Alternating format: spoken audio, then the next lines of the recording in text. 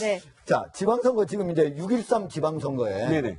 지금 본격적으로 지금부터 이제 일정이 시작되고 있죠. 네, 시청자 여러분께서는 한 4개월이나 남았는데 벌써 시작할까 하시지만 사실 일정이 촉박합니다. 예. 6월 13일인데 뭐 예비 등록이 이제 시작이 됐고요. 6월 13일부터 보통 3월 15일 날은 공직자 현재 공직에 있는 분들은 이제 그 사퇴를 해서 이 후보로 나서실 분들이 이제 사퇴를 하셔야 되는 거고 그러다 보면 사실은 가장 마음이 급한 분들이 이번에 사실 새롭게 나오시는 분들이에요. 왜냐하면 현직은 그래도 3월 15일까지 계속 있으면서 언론에 어떤 그런 자신을 비출 수 있지만 새롭게 출발하시는 분들은 자신을 소개해야 되니까 예. 가장 좋은 게 명절이거든요. 네. 이 설날을 또 설날 직전에 어찌됐든 이 밥상머리에 사람들이 이번에 누가 출마한다더라 이렇게 이야기를 올릴 수 있게 하려면 지금 마음이 좀 급하셨을 거예요. 그러니까 이미 지방선거의 분위기는 벌써 시작이 됐다 이렇게 보셔야 될 것 같습니다. 네, 지금부터 이현종 문화일보 논설위원도 함께합니다. 어서 오세요. 안녕하세요. 안녕하세요.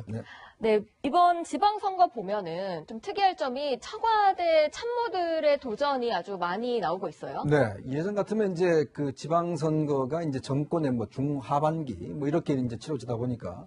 네. 근데 이번 같은 경우는 사실은 이제 저 문재인 정부 출범 초기에 치러지지 않습니까? 예. 네. 그래서 이제 지금 사실은 뭐 청와대 들어간 지 지금 한 6개월, 7개월밖에 안 되는 참모들이 사실 한 10명 이상이 지금 이번에 네. 출마하려 나오고 있습니다. 아, 일단 그래요? 현재까지는 이제 실장급이나 수석급은 뭐 출마하신 분이 없습니다. 네. 네. 대신에 비서관급과 그다음에 행정관급 이분들 중에서 대략 한 3, 4명 정도가 일단 출마를 지금 계획을 하고 있어요. 그래요. 지금 현재 그러면 출마를 위해서 현재 뭐 사표를 냈다든가 한 네. 사람들은 누구 있어요? 지금 뭐 잘 아시겠지만 일단 박수현 대변인이 먼저 사표를 냈었죠. 예. 박수현 대변인 같은 경우는 이제 이번에 충남지사 선거를 하는데 아마 안희정 전 지사가 이제 그만두기 때문에 안희정 지사 같은 경우는 사실 뭐 박수현 대변인하고는 굉장히 친한 친구 사이입니다. 네. 이제 그렇게 이제 출마를 이제 냈고, 근데 물론 청와대는 아니지만 예. 일단 청와대 직속 대통령 직속에 이제 이용석 일자리 부위원장 여기 이제 광주시장 출마를 하고 준비를 하고 있고요. 그다음에 이제 문재림 제도 개선 비서관, 또 오중기 균형발전실 선임 행정관, 또 황태규 비서관 이런 분들이 일단 현재 사표를 냈습니다. 네. 그렇게 청와대 출신 인사들이 이렇게 많이 도전하는 이유가 뭡니까? 뭐 문재인 대통령 지지율을 그렇게 좀 생각하고 이렇게 출마를 하는 건가요? 일단 2010년도부터 좀 보셔야 될 것 같아요. 자, 청와대 출신이 지선에 많이 나가는 건 더불어민주당, 그러니까 민주당 쪽의 하나의 어떤 흐름이었어요. 그러니까 2010년도 지금 17기 민선이니까 15기 때를 보시면 그때부터 사실은 우리가 풀뿌리 민주주의 완전히 이 민주주의의 어떤 가장 셀로 나가자 해서 가장 유명한 그 상황이 이병환 당시 이 노무현 대통령 시절의 비서실장이 예. 광주 동구청장으로 나가고 또 200만 홍보수석이 서울 도봉구 구청장으로 나가고 비서실장급이 구청장급으로 나간다. 좀 사실 쉽지 않은 그전에는 거죠. 생각도 못 네. 했는데 그때부터 사실은 그렇게 하방을 하자 이렇게 네. 귀향을 해서 실질적으로 들어가서 하나의 민주주의의 어떤 기본을 우리가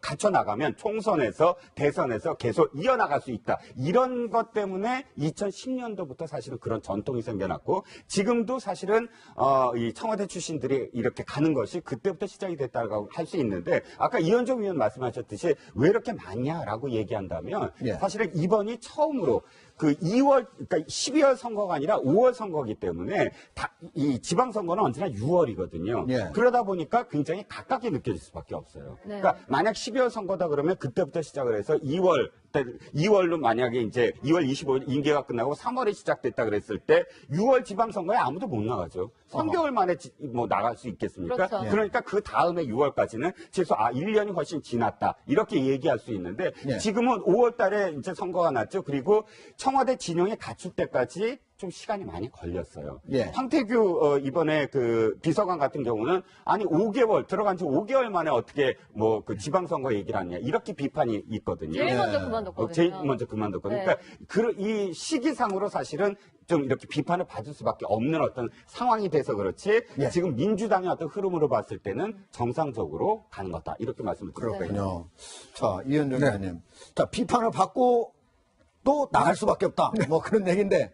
근데 이분들 나가면 어때요? 당선 가능성은 많이 있습니까? 그래서 아무래도 이제 이번에 나가시는 분들은 문재인 대통령의 지지도가 꽤 높으니까 이제 거기 아마 이제 의존을 해서 특히 이제 뭐 대통령 지지율과 또 선거 지지율 이게 뭐 네. 비슷하게 나올 가능성이 있다라고 해서 나가는데 사실 이제 그동안 민주당 계열의 어떤 그 정당이 보면 예. 승리를 한 경우가 이제 지난 2014년 선거에서 겨우 이제 8대9 정도로 승리를 했고 그 이전 선거 같은 경우는 상당히 좀 실패한 경우가 많습니다.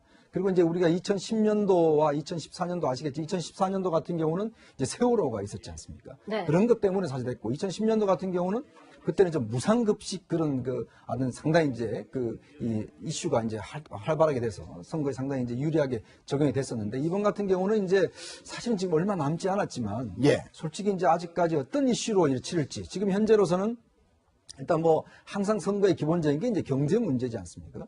경제 문제인데 지금 같은 경우는 지방선거는 각 지역 단위 경제 문제가 굉장히 심각합니다. 네. 예를 들어서 군산 같은 경우 하더라도 지금 한국 GM과 함께 지금 현대중공업 군산공장이 유일한 공장 2개가 있어요. 큰 게. 네. 2개가 다 지금 문을 닫게 생겼습니다. 네. 그러니까 그런 거라든지 실제로 이제 이렇게 지방 각각의 어떤 상황에 따라 또 다른 측면이 있고 네. 가장 큰 중앙 이슈는 역시 이제 남북 관계였죠. 남북 관계 문제가 어떻게 진행되냐에 따라서 실제 이제 선거 영향을 많이 미칠 테고 그렇지만 이제 현재로서는 여당에 좀 유리하다라고 점수를 주는 것은 야당이 분열되어 있는 상황 아니겠습니까? 항상 선거라는 게 이제 구도 싸움이라고 한다면 네. 1대1 대응일 때는 상당히 어떤 여야가 균형점을 이루지만 지금 이번 선거 같은 경우는 야당이 상당히 분열되어 있어요. 아. 민평당도 돼 있고 지금 바른미래당도 돼 있죠. 자유한국당도 돼 있죠. 더군다나 그런 상황에서 지지도가 그렇게 큰 차이가 나지 않습니다. 네. 그렇다 보니까 여당이 너무 또 큰 차이가 나다 보니까 네. 만약 야권의 후보가 단일화되지 않는다라고 한다면 구도상으로만 본다면 지금 여당이 상당히 유리한 국면이라고 할 수가 있죠. 그러니까 만약에 내부 경선에서 진 사람이 다르게 무소속으로 나오지만 않는다면 상당히 문재인 대통령의 지지율도 높고 또 전체적으로 또 집권 초기이고 그래서 상당히 분위기는 좋은 상태다 이렇게 그렇죠. 보면. 왜냐하면 이제 내부 경선에 참여를 하게 되면 일단 선거 출마를 못하니까 특히 이제 지금 민주당 같은 경우는 내부 경선이 굉장히 치열합니다. 그래서 네. 지금 아까 조금 전에 소개해드린 박수현 대변인 같은 게 거기에 보면 이미 양승조 의원도 이제 참여를 한다고 돼 있고 만만치 않아요. 만만치 않습니다. 네. 거기 또 이제 복귀왕 전 아산시장이 이미 시장을 그만두고 지금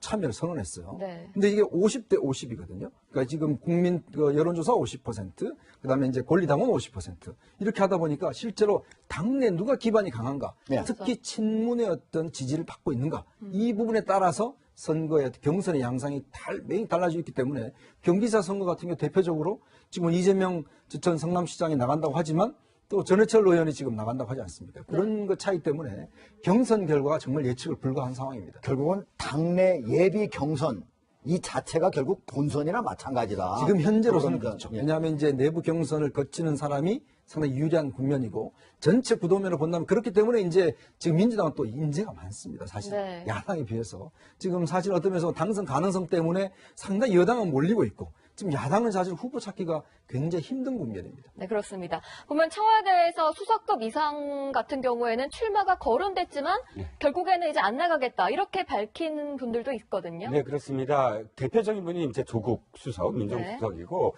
임종석 비서실장도 사실은 이제 뭐 안 나가는 걸로 뉘앙스가 이렇게 흐르고 있는데, 네. 저는 또 좀 다른 생각입니다. 뭐냐면, 지금 현재는 지금 이 위원 말씀하셨듯이 상당히 너무 많은 어떤 인재들이 있고 경선도 해야 되고 하는데, 아직 4개월이나 남아있거든요. 네. 그래서 4개월 동안 일단 경제 문제나 혹은 안보 문제에 있어서 굉장히 큰 어떤 고비가 있다. 이래서 좀 불리한 형국에 있다. 그랬을 때는 국면이 전환될 수도 있습니다. 그래서 전격 투입 뭐 이런 말도 있지 않습니까?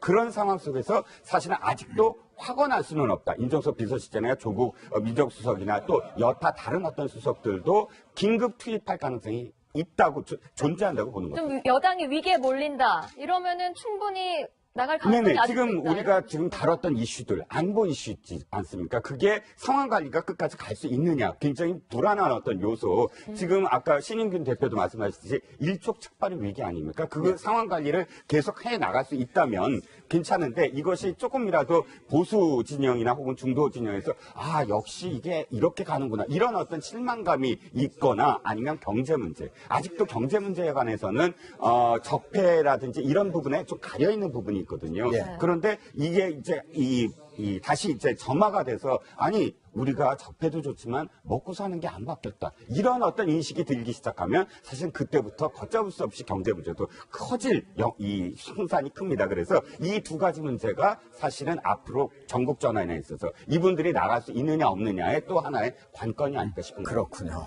예.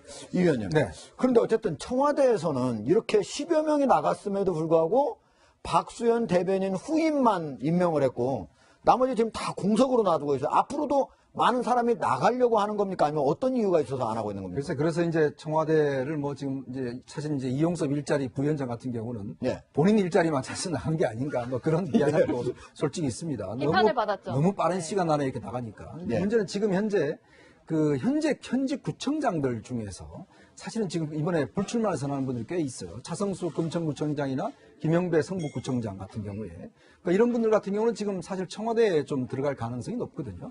지금 그래서 현재까지 아직 이제 정리가 안 된 게 뭐냐면 지금 일단 비서관들이나 행정관들이 빠졌지만 또 현재 그만두고 두면서 청와대를 가고자 하는 사람들. 특히 이분들 같은 경우는 일단 청와대에 들어가서 네. 청와대 경험을 좀 쌓고 그 다음에 2020년 이제 총선에 나오겠다고 하는 생각들이 많아요. 그렇죠. 그러다 보니까 총선 희망자들은 일단 지방선거에서는 빠지고 대신 청와대를 들어가서 뭔가 총선에 어떤 경력을 쓰게 하기 때문에 그래서 지금 아마 청와대 입장에서 보면 현재 이제 지방자치단체장이나 뭐 이런 그만둔 분들 이런 분들을 청와대에 옮기는 문제 이것 때문에 일단 현재로서는 아직 임명을 하고 있지 않습니다. 아마 선거 대충 윤곽이 짜이면 네. 그분들이 그만두고 하면 청와대도 좀 개편이 있지 않을까. 그래서 벌써 이제 청와대도 내부 조직 개편이 조금씩 나오고 있거든요. 그래서 아마 그 시점도 곧 올 것 같습니다.